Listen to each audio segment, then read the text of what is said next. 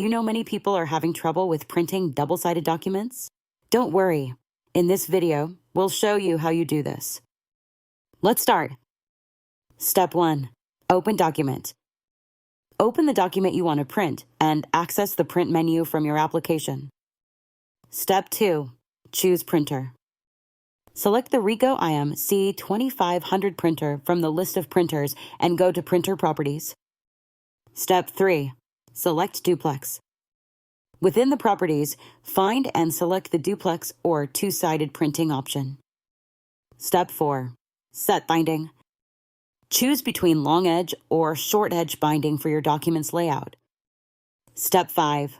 Start printing. Confirm your settings and click Print to start double-sided printing. By following these steps, you'll be able to print double-sided documents effortlessly. Still need help?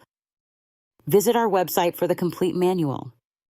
There you will also find questions and answers from other Ricoh users. Did you find this video helpful? By subscribing, you help us continue to answer users' questions. So, subscribe to our channel. Thanks for watching and see you in the next video.